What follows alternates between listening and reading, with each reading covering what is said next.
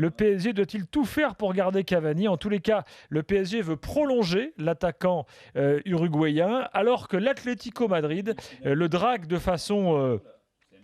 comment dirais-je, direct et clair. D'ailleurs, Diego Godin, le défenseur uruguayen qui joue en sélection avec Cavani, l'a appelé en lui disant « Faut absolument que tu viennes, on joue comme en sélection, c'est absolument fait pour toi ». Et Cavani semble absolument convaincu qu'effectivement l'Atlético est une équipe pour lui, mais il y a toujours la cour active du Paris Saint-Germain. Je ne te permets pas que tu puisses avancer qu'il est convaincu. Je ne dis pas qu'il veut y aller, mais lui... Est-ce que nous, on a le droit de dire qu'on est convaincu que le jeu de l'Atlético est plus fait pour Cavani? Il a dit à Godin, si tu n'as pas Louis, oui, je sais que le jeu de l'Atlético est fait pour moi. Voilà. Il peut être fait pour n'importe quel grand club quand tu es un grand joueur. Je te laisse commencer, Eric. Le PSG doit-il tout faire pour garder Cavani? Toi, Eric, qui l'aime? Est-ce que tu sais, Eric? Moi, j'ai pas à l'aimer ou à pas l'aimer.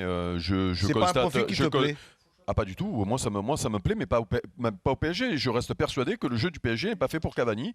Et je reste persuadé, comme Godin lui a dit, si c'est ça, puisque bon, ça doit être au moment encore, Boafsi qui a dû avoir l'info, puisqu'il est même... Godin s'est exprimé dans un média. Je sais, je déconne, parce que c'est comme Julien, il parle toujours de Momo, et qu'il a toutes les infos. Et moi, je reste persuadé que Torres commence à être un peu au bout, il a plus les cannes, et que le jeu de l'Atlético serait plus fait pour Cavani, et que là-bas, il pourrait flamber, contrairement au PSG, où tu as vraiment besoin de joueurs de surface et de joueurs notamment à droit. Et le problème, c'est que pour moi, Cavani est un joueur de profondeur et pas un joueur de surface. Et donc, que Paris... Alors après... Ils sont obligés puisqu'ils l'ont acheté relativement cher, ils sont obligés de lui donner sa chance derrière Ibra, sinon il ne comprendrait pas Cavani. Mais moi je pense que ça va pas... Et j'espère me tromper parce que ce mec-là, vu sa générosité, j'aimerais qu'il réussisse à Paris. Mais pour moi, il n'a pas le profil pour réussir à Paris. C'est pas Cavani qui va faire gagner la Ligue des Champions à Paris. Bon, moi je me suis amusé un peu parce que c'est vrai que c'est un élément que j'aime beaucoup, que j'apprécie, qu'après... c'est seulement en regardant un peu les statistiques, en regardant un peu ce garçon, par où il est passé, dans quel club il a joué. Palerme, 116 matchs, 38 buts. Naples, 108 matchs, 104 buts. Paris, 147 matchs, 80 buts. C'est un buteur. Alors c'est un profil, à Naples c'était une idole. C'est-à-dire que c'est un petit club. C'est vrai que Naples ne fait pas partie de ces grands clubs européens. Il a fait la Ligue des Champions avec Naples. Il a quand même participé, il a comme été. Ensuite, c'est un attaquant, un profil, un attaquant rapide, joueur d'espace, un joueur qui presse, qui défend. C'est un garçon qui a toujours cette détermination.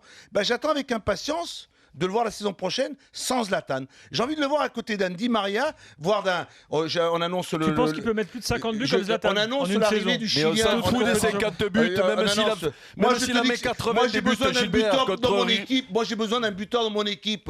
Je ne vais pas me priver de transférer un buteur que j'ai et de le faire partir à l'Atlético de Madrid. Si Zlatan s'en va parce qu'il a marqué autant de buts, moi, je souhaite qu'une seule chose maintenant que Zlatan s'en va, que M. Edison Cavani, qu'on puisse lui donner cette opportunité de pouvoir s'exprimer, de pouvoir jouer, de pouvoir être entouré de Alexis Sanchez, parce qu'on annonce Alexis Sanchez, ou de Neymar, avec Di Maria. J'ai envie de le voir avec Pastore juste derrière, avec Verratti et Matuidi. J'ai envie de le voir avec ce milieu de terrain-là. J'ai envie de le voir dans cet espace-là. J'ai envie de le voir jouer. Écoute, et là, après la saison prochaine, tu sais ce qu'on fait toi et moi, on se revoit en fin de saison et on voit un peu ce qu'il a fait, Edison Cavani. Et si Edison Cavani n'a pas marqué, n'a pas été bon efficace, à ce moment-là, tu peux dire, j'avais raison de te dire que Cavani n'avait pas sa place au Paris Saint-Germain. Mais tu sais quoi, moi j'ai beaucoup de défauts.